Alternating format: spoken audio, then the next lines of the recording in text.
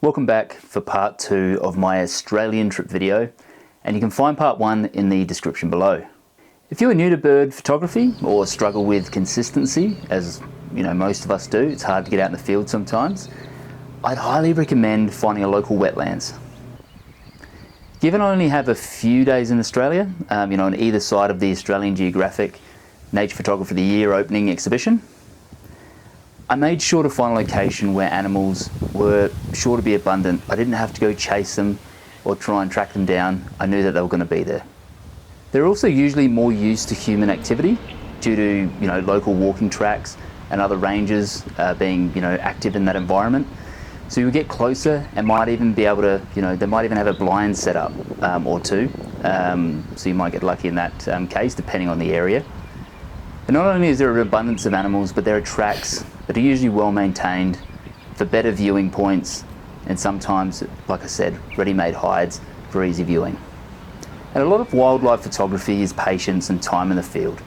Being consistent and going out frequently in a range of conditions will generally result in better shots. And although most of us just want to visit the puffins in Iceland, photograph the big five in Africa, or make our way through the dense jungles of Borneo or South America, it's just not possible. You might get there infrequently with annual leave, or if you're a professional and lucky to be there, then that's great. But for most of us, we need to hone our skills or keep them in check in our local wetlands or reserves. And not dissimilar to the last week's video, we start off with some grebes, initially the hoary-headed grebe, and then some little grebes. And the little grebe has these distinct yellow eyes, and they just look incredible. And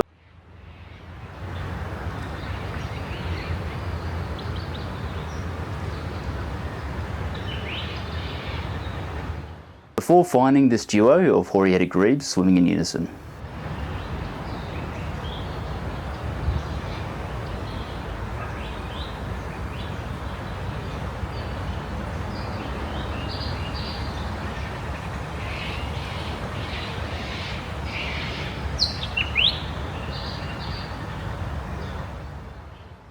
We were then lucky to find some restless wrens. First, an image of a stunning blue fairy wren looking back at us over its shoulder.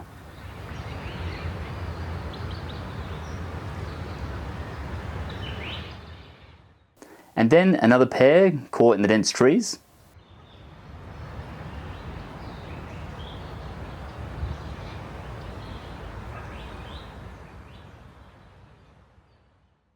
And a quick note, as of today, only 12% of you watched last week's video are actually subscribers. So if you have been enjoying the content, please like, subscribe, and turn on notifications. My goal this year is to get that number to 25% of you. If you can help me achieve that goal, I'll be extremely grateful. Now back to the video. The other talking point after last week's video was, am I getting bored of the 800mm focal length? And the answer is no. I actually love it way more, and I'm way happier with this lens than I ever thought I would be. I was talking to one of the Nikon representatives in New Zealand recently about the way it's changed the way I photograph wildlife, because you can do so at this focal length without disturbing different species and get results I probably wouldn't have achieved otherwise.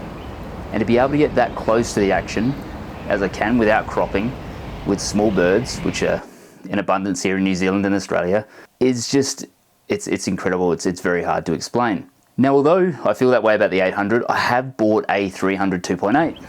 And I did this because it was an offer I couldn't refuse at a local store here in New Zealand, and I had to pull the trigger. Unfortunately, the weight is about 1 kilo heavier than the 800mm, but for shots like this, where I wanted to get more of the environment in the shot, but still get that prime magic that you just can't beat. And I'll talk a little bit more about that in a future video. I initially was going to actually take this lens instead of the 800 on the Australian trip, because I thought it'd be easier with carry-on because it's smaller, although it's heavier, and I'd be able to target kangaroos and wallabies.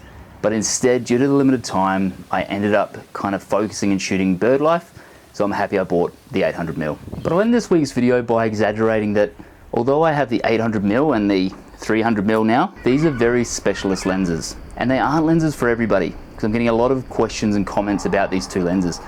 And if you're starting out as a wildlife photographer, or you're getting into nature photography, you know, a 180 to 600 or the 100 to 400 would probably be a better option and choice, and a great investment for the future anyway. Be sure to have that versatility to develop a style and then work out how you want to photograph wildlife and develop as a photographer. Given they are kind of more widely sought after, those zoom lenses, they'll be easier to sell if you don't want to stick with them, or if you want to upgrade to a more expensive prime. So with that in mind, you know, if you've got any questions about that, please pop them in the comments section.